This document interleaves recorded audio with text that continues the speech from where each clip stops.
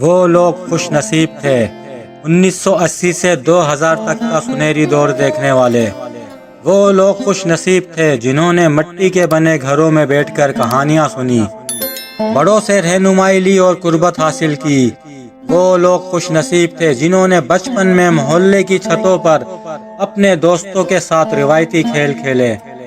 وہ لوگ خوش نصیب تھے جنہوں نے بارش میں محلے کے دوستوں کے ساتھ سڑکوں پر کرکٹ کھیلی، بسنت کے موسم میں پتنگ اڑائی، لٹو بھی چلائے، گلی ڈنڈا بھی کھیلا، اور اپنے والدین، بہن بھائی اور رشتہ داروں کے ساتھ کیرم اور لڈو بھی کھیلا۔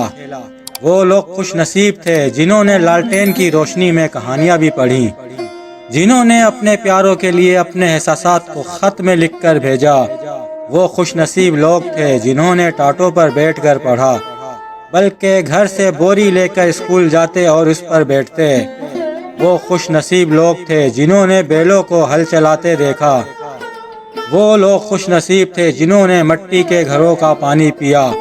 وہ خوش نصیب لوگ تھے جنہوں نے گاؤں کے درختوں سے پھل بھی توڑ کر کھائے، پڑوس کے بزرگوں سے ڈانٹ بھی کھائی لیکن پلٹ کر کبھی بدتمیزی نہیں کی۔ وہ لوگ خوش نصیب تھے جنہوں نے عید کا چاند دیکھ کر تالیاں بجائی اور گھر والوں، دوستوں اور رشتہ داروں کے لیے عید کارڈ بھی اپنے ہاتھ سے لکھ کر بھیجے۔ وہ لوگ خوش نصیب تھے جنہوں نے ٹی وی کے انٹینے ٹھیک کیے، جنہوں نے تختی لکھنے کے لیے سیاہی گاڑی کی۔ وہ لوگ خوش نصیب تھے جنہوں نے رشتوں کی اصل مٹھاس دیکھی، جنہوں نے رات کو چرپائی گھر سے باہر لے جا کر کھلی فضا میں آسمان کے نیچے بچھائی اور سوئے۔ وہ لوگ خوش نصیب تھے جنہوں نے گرمیوں میں ایک درخت کے نیچے بیٹھ کر گپیں لگائیں۔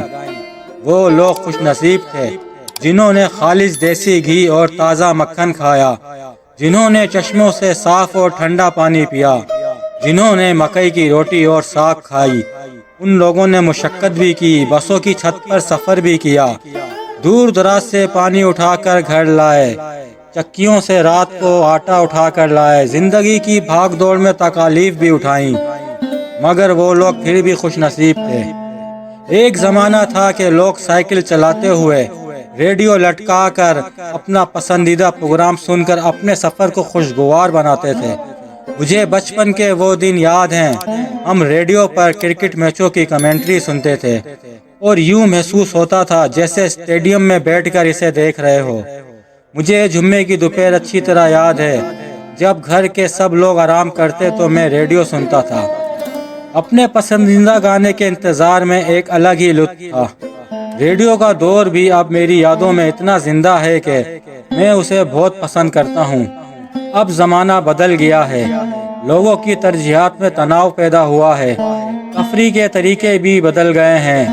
کئی سالوں میں اہم تبدیلیوں کے باوجود ریڈیو لوگوں کو محظوظ کرتا رہتا ہے۔ یوں کہہ لیں کہ ریڈیو کا دور کبھی ختم نہیں ہوا۔ یہ ڈش، کیبل، انٹرنیٹ کے ذریعے رنگ برنگی نشریات دیکھ کر بھی خوش نہ ہونے والی نسل کو بتایا جائے کہ ہم لوگوں کا بچپن ایک پی ٹی وی کے ساتھ گزرا ہے۔ یہ ہائنی آئس باکس دیکھ کر ذرا اس زمانے کو یاد کریں جب فریج نہیں ہوتے تھے، برف کے ٹکڑے اس میں بوتلوں کو ٹھنڈا کرنے کے لیے رکھے جاتے تھے، دکاندار کولڈ ڈرنک کی بوتل اس میں سے نکال کر ایک خاص قسم کی چابی سے بوتل کا ڈھکن کھولتے تھے، اور وہ چابی ایک زنجیر یا ڈوری کے ساتھ آئس باکس کے ساتھ بندھی ہوتی تھی کہ کہیں گم نہ ہو جائے۔ اس دور میں دلوں میں خوف اور نہ دہشتوں کا پہرا تھا۔ میرے خیال میں وہی دور سنہرا تھا۔ ویڈیو پسند آئے تو لائک کرنا نہ بھولیے گا۔